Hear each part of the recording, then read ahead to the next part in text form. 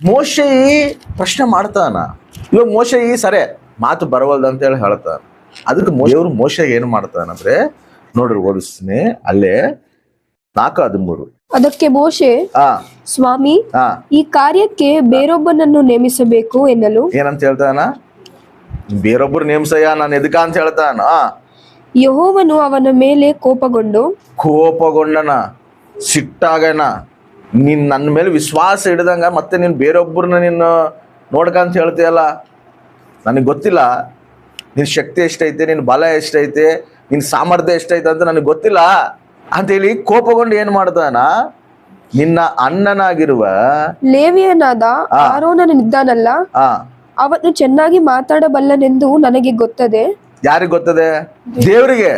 ಯಾರು ಹೆಂಗ್ ಮಾತಾಡ್ತಾರ, ಯಾರ ತಲೆ ಏನ್ ಸಾಮರ್ಥ್ಯ ಐತೆ, ಯಾರ ತಲೆ ಏನೈತೆ ಎಲ್ಲ ನನಗೆ ಗೊತ್ತೈತೆ. ನಿನ್ನ ಅಣ್ಣ ತಲೆ ಅವನ್ ಚೆನ್ನಾಗಿ ಮಾತಾಡ್ತಾನಲ್ಲ, ಅವನ್ನ ನೀನು ಕರಗ, ಅವನ ನೀನು ಜೊತೆಗಿಟ್ಗ, ಅವನೇ ನಿನ್ನನ್ನು ಎದುರುಗೊಳ್ಳುವುದಕ್ಕೆ ಬರುತ್ತಾನೆ, ನಿನ್ನನ್ನು ಕಂಡು ಸಂತೋಷಿಸುವನು.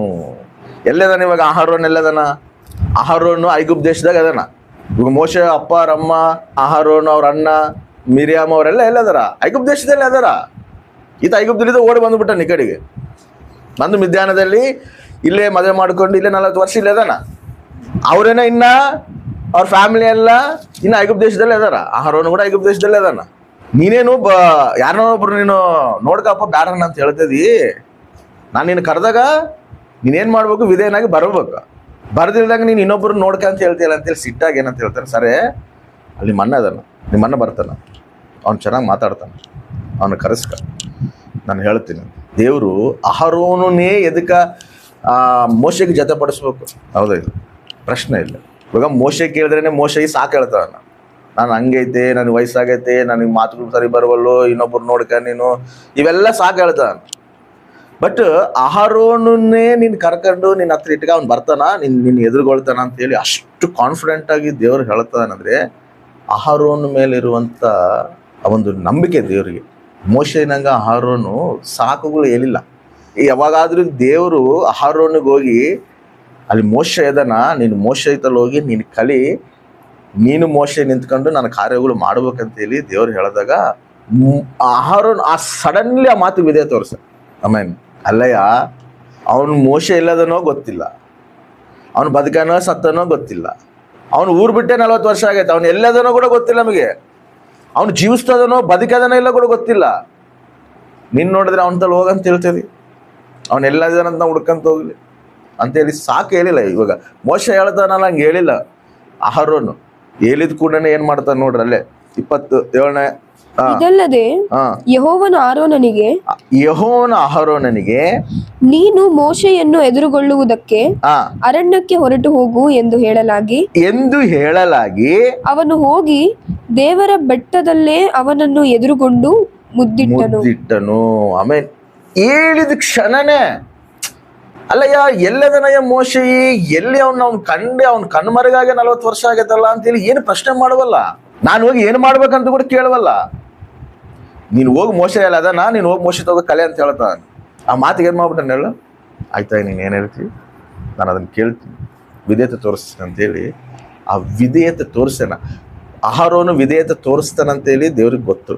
ಆ ನಂಬಿಕೆ ದೇವರಿಗೆ ಅಹರೋನು ಕಲಗಿಸ್ತಾನೆ. ನಾನು ಮಾತು ಹೇಳಿದ್ರೆ ಖಚಿತವಾಗಿ ಅಹರೋನು ಏನು ಮಾಡ್ತಾನ? ವಿಧೇಯತೆ ತೋರಿಸ್ತಾನ. ಯಾರಾದರೂ ದೇವ್ರ ಮಾತಿಗೆ ವಿಧೇಯತೆ ತೋರಿಸ್ತಾರೋ ಅವ್ರಿಗೆ ದೇವ್ರು ತನ್ನ ಬಾಧ್ಯತೆನ ಅಪ್ಪಗಿಸ್ತಾನೆ. ದೇವ್ರು ಏನು ಹೇಳ್ತಾನಲ್ಲ, ಆ ಮಾತಿಗೆ ಯಾವಾಗಾದರೂ ದೇವ ಸರಿ ನೀನೇನು ಹೇಳ್ತಾ ಅದಕ್ಕೆ ನಾನು ಲೋಬಡ್ತೀನಯ್ಯ ಅಂತೇಳಿ ಯಾರು ವಿಧೇಯತೆ ತೋರಿಸ್ತಾರೋ ಅವರಿಗೆ ದೇವ್ರ ಬಾಧ್ಯತೆಗಳು ಅಪ್ಪಗಿಸ್ತಾನ. ನನ್ನ ಕೈಲಿ ಏನಾಗ್ತತೆ, ನನ್ನ ಕೈಲಿ ಹೆಂಗಾಗ್ತತೆ, ಈ ರೀತಿ ನಾವು ಸಾಕು ಹೇಳ್ಬಾರ್ದು ದೇವರಿಗೆ. ನಾನು ಅಹರೋನಲ್ಲ, ನಾನು ಅಹರೋನಲ್ಲ, ನನಗೆ ಜ್ಞಾನ ಇಲ್ಲ, ನನಗೆ ತಿಳಿವಿಲ್ಲ, ಇವೆಲ್ಲ ಹೇಳ್ಬಾರ್ದು. ನೀನು ಬಾ, ಆತೆ ಕಲಿಸ್ಕಂತಾನ, ಆತೆ ನಡೆಸ್ಕಂತಾನ, ಹೆಂಗೆ ಮಾಡ್ಬೇಕು, ಏನೇನು ಮಾಡ್ಬೇಕು, ಏನೇನಿಲ್ಲ ಅನ್ನೋದು. ಇವಾಗ ಇವ್ರಿಗೆಲ್ಲರಿಗೆ ಏನೇನು ಸ್ಕೆಚ್ ಹಾಕಿ ಪ್ಲ್ಯಾನ್ ಹಾಕಿ ಕೊಟ್ಟನ, ಕರಿವಾಗ ಏನೇನು ಕೊಟ್ಟನ, ಮೋಶೆ ನೀನು ಹೋಗಿ ಹಿಂಗೆ ಮಾಡ್ಬೇಕು, ನೀನು ಹೋಗಿ ಹಿಂಗೆ ಮಾಡ್ಬೇಕು, ನೀನು ಹೋಗಿ ಹಿಂಗೆ ಮಾಡ್ಬೇಕಂತ ಎಲ್ಲ ಮೋಶೆಗೆ ಏನೇನು ಪ್ಲ್ಯಾನ್ ಹಾಕಿ ಕೊಟ್ಟನ. ಏನಿಲ್ಲ, ನೀನು ಹೋಗು, ನೀನು ಹೋಗ್ತಾ ಇರು, ನಾನು ಕಾರ್ಯಗಳು ಮಾಡ್ಕೊಂಡು ಹೋಗ್ತೀನಿ.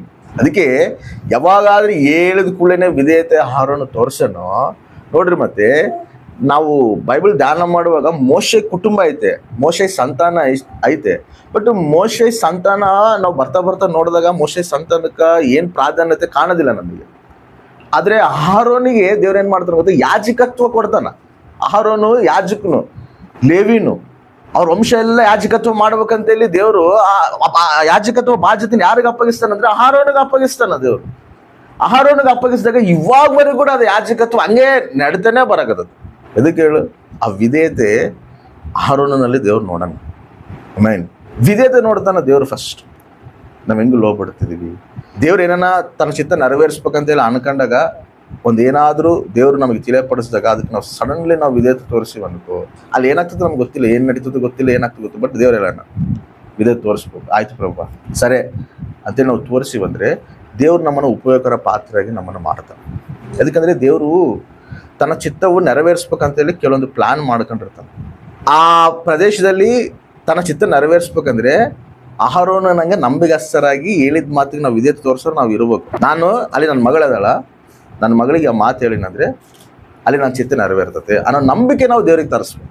ಈ ಪ್ರಾಂತದಲ್ಲಿ ನನ್ನ ಮಗ ಅದನ, ಈ ಪ್ರಾಂತದಲ್ಲಿ ನನ್ನ ಕಾರ್ಯವನ್ನು ನೆರವೇರಿಸ್ಬೇಕಂದ್ರೆ ನನ್ನ ಮಗಗೆ ಹೇಳಿನಂದರೆ ನನ್ನ ಮಗ ನನ್ನ ಮಾತಿಗೆ ವಿಧೇಯತೆ ತೋರಿಸ್ತಾನೆ, ನಾನು ನನ್ನ ಮಗನ ಹಿಡ್ಕೊಂಡು ನನ್ನ ಕಾರ್ಯನ ಸಾಧಿಸ್ತೀನಿ ಅನ್ನೋ ವಿಶ್ವಾಸ, ನಂಬಿಕೆ ನಾವು ದೇವರಿಗೆ ತರಿಸ್ಬೇಕು. ಅವಾಗೇ ದೇವ್ರೇನು ಮಾಡ್ತಾನೆ ಗೊತ್ತಾ, ತನ್ನ ಕೈಯಲ್ಲಿ ಒಂದು ಬಲವಾದ ಸಾಧನೆಯಾಗಿ ನಮ್ಮನ್ನು ಮಾಡ್ತಾನೆ.